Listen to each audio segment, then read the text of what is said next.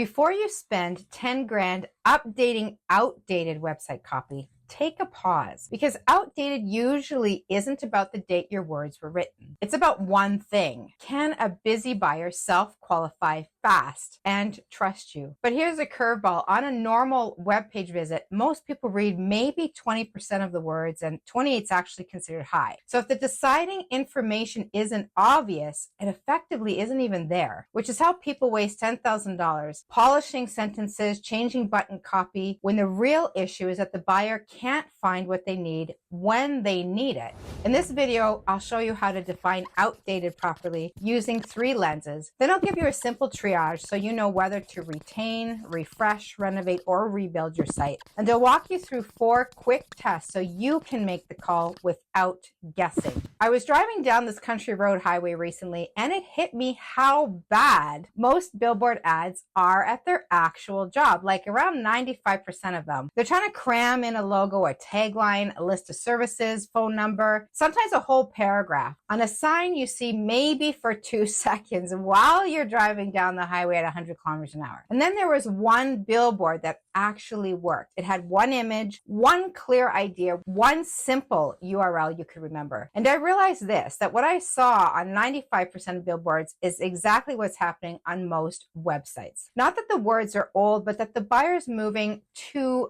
fast. They are scanning websites like they're driving 100 miles an hour. And if the deciding information isn't instantly obvious, it might as well not be there. So let's define outdated properly, and then I'll show you how to triage what you actually need. Before I give you the 4 diagnostic questions, I want you to run your website through 3 quick lenses first, because otherwise it's really easy to misdiagnose what's happening. If you skip this step, you can look at your leads or your calls and assume you need a rewrite on your site, when the real issue could be much simpler. These 3 lenses will help you separate a visibility problem from a structure problem from a positioning problem. So when you answer the 4 questions, your answers are cleaner and they won't over or underfix. The first lens is performance. Can a busy buyer find the deciding information fast? Not is it well written, can they actually immediately tell who you're for, what you do, and what to do next? Because if the answers are there but hard to find, you don't have an outdated copy problem, you have a visibility problem. Lens 3 is positioning. Does the website match the lane you're trying to claim? Meaning, does it signal the right price tier, the right category, the right kind of buyer? Because if your site signals cheap in general, but you sell premium and specialized, no amount of paragraph polishing is going to fix that mismatch. Lens 3 is proof. Are you easy to trust without a call? Do you make it easy for someone to verify you, to understand what you've done for people like them? And do they feel safe taking the next step? A quick note here that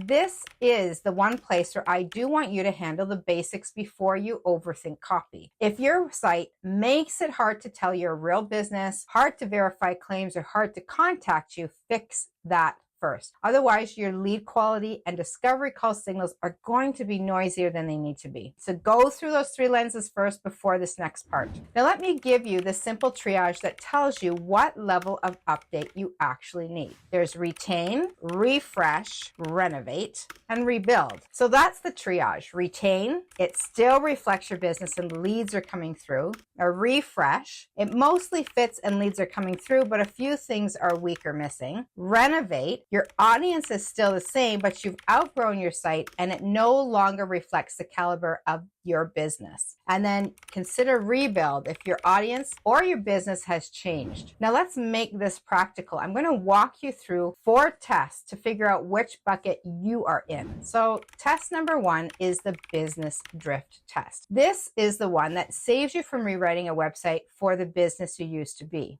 So ask yourself, has anything meaningful changed about what I sell or how I sell it? Here's how to triage this. Retain your site if nothing meaningful has changed. You have the same core services, same type of clients, same general pricing and positioning, and your site still describes all of that pretty accurately. Consider a refresh if the business is still the same, but the details drifted. Your process is tighter now, your standards or guarantees are clearer, and you have better proof and better results. Maybe your pricing moved a bit. The site still basically matches what you do, it just undersells it or it feels kind of stale. fail. Consider Renovate if your offer packaging changed, or you added or removed a major service. You changed how you sell it, like your bundles, your tiers, your retainers. You shifted your best fit client, or you expanded or narrowed your service area, or you changed your main call to action or booking process. In other words, key pages need a new flow so the site reflects the business's new reality. Rebuild if your positioning's changed, you have a new niche or industry, a new business model, a new target buyer, or a new primary outcome you're known for. At that point, the old copy isn't just outdated, it's actually communicating the wrong expectations. So if you're not sure which bucket you're in, here's the shortcut. If someone landed on your site today, would they describe your business the way you describe it now? If yes, you're probably retain, refresh, or renovate. If no, you're probably a rebuild. Test number 2 is lead quality.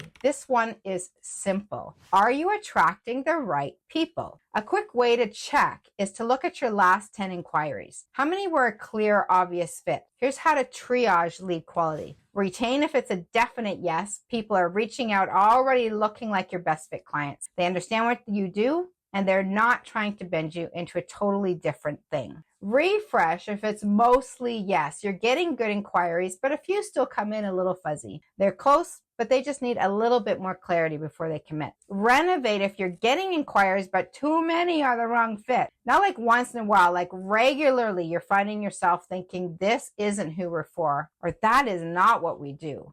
And they don't understand how this works. That's usually a sign your site isn't guiding people through the right decision path. Rebuild if you frequently attract the wrong buyer, especially if the pattern is about price, tier, or category, like people treating you like you're a commodity. If you keep getting, just send me your cheapest option, or can you do this for basically nothing? This can be a site signals problem. Your website's telling the wrong story about what kind of business you are. So here's the shortcut. If your wrong fit leads are occasional, you're probably in refresh or renovate. If the wrong fit leads are constant and the mismatch is about who you serve or what you are or what tier you're in, you're probably rebuild. Test number 3 is repeat questions. This is one of my favorites because it's basically your market telling you what your website isn't making clear. So ask yourself, what do people keep asking before they'll book or buy? Here's how to triage repeat questions. Retain if you don't get many repeat questions, and when you do, they're reasonable. They're logistics like availability, scheduling, timing, quick confirmation. That's a sign people are self-qualifying and reaching out, already oriented. Refresh if the answers exist on your site, but people still ask. Not because they're clueless, but because maybe the answer's hard to find. It's too wordy or too buried, too generic, not scannable. Renovate if the repeat questions are happening because the site doesn't cover the decision-making basics. You can't point to a clear answer. People have to ask because the website isn't doing the job of answering it for them. Examples of Renovate level repeat questions could be, what exactly is included? How does your process work? What are your prices, your starting prices? What makes you different from everyone else? Those are all kind of questions that your website should be addressing. Rebuild if the repeat questions reveal confusion about what you even are, or what kind of buyer you serve, or what tier you're in. This is where the questions sound like your positioning is unclear, not just your page content. Examples of rebuild level repeat questions are, so what do you actually do? Are you the cheap option or the premium option? Do you work with companies like mine? Those are the kind of questions that you're listening for that let you know that you need a rebuild. Here's the tight rule. If questions are mostly logistics, retain. If answers exist but are missed, do a refresh. If answers are missing, then renovate. If questions reveal confusion, rebuild. Now that you've run all 4 tests, here's the very next question almost everyone asks. Okay, so how much does it cost to fix a website? Because the cost isn't one number. It really depends which bucket you're in and what is driving the problem. So in the next video, I'm going to break down real world price ranges, what can drive the cost up or down, and how to think about the investment if you're choosing between a refresh, a renovation, or a rebuild. Click right here to watch. How much does it cost to fix a website that isn't converting?